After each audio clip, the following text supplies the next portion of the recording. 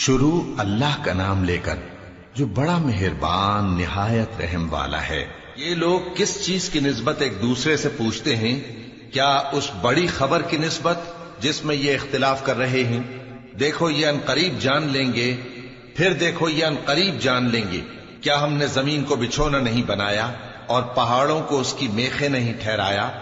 اور ہم نے تم کو جوڑا جوڑا پیدا کیا اور نیند کو تمہارے لیے موجب آرام بنایا اور رات کو پردہ مقرر کیا اور دن کو معاش کا وقت قرار دیا، اور تمہارے اوپر 7 مضبوط آسمان بنائے اور آفتاب کا روشن چراغ بنایا، اور نچڑتے بادلوں سے موسلا دھار میں برسایا تاکہ ہم اس سے اناج اور نباتات پیدا کریں اور گھنے گھنے باغ۔ بے شک فیصلے کا دن مقرر ہے، جس دن سور پھونکا جائے گا تو تم لوگ فوج در فوج موجود ہوگے، اور آسمان کھولا جائے گا تو اس میں دروازے ہو جائیں گے، اور پہاڑ چلائے جائیں گے تو وہ ریت ہو کر رہ جائیں گے۔ بے شک دوزخ گھات میں ہے، یعنی سرکشوں کے لیے کہ ان کا وہی ٹھکانہ ہے، اس میں وہ صدیوں پڑے رہیں گے۔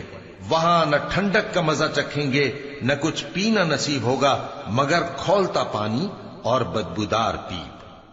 یہ بدلہ ہے ان کے اعمال کے موافق۔ یہ لوگ حساب آخرت کی امید ہی نہیں رکھتے تھے اور ہماری آیتوں کو مسلسل جھٹلاتے رہتے تھے، اور ہم نے ہر چیز کو لکھ کر محفوظ کر رکھا ہے۔ سو اب مزہ چکھو، ہم تم پر عذاب ہی بڑھاتے جائیں گے۔ بے شک پرہیزگاروں کے لیے کامیابی کا گھر ہے، یعنی باغ اور انگور اور ہم عمر بھرپور جوان عورتیں اور شراب کے چھلکتے ہوئے جام۔ وہاں وہ نہ بیہودہ بات سنیں گے نہ جھٹلانے کی باتیں۔ اے نبی صلی اللہ علیہ وآلہ وسلم، یہ تمہارے پروردگار کی طرف سے صلہ ہوگا جو حساب کے مطابق انعام ہوگا۔ وہ پروردگار کہ جو کچھ آسمانوں اور زمین میں اور جو ان دونوں کے درمیان ہے سب کا مالک ہے، بڑا مہربان ہے، کسی کو اس سے بات کرنے کا یارہ نہ ہوگا۔ جس دن جبریل امین اور دوسرے فرشتے صف باندھ کر کھڑے ہوں گے تو کوئی بول نہ سکے گا مگر جس کو رحمان اجازت بخشے اور وہ بات بھی درست ہی کہے۔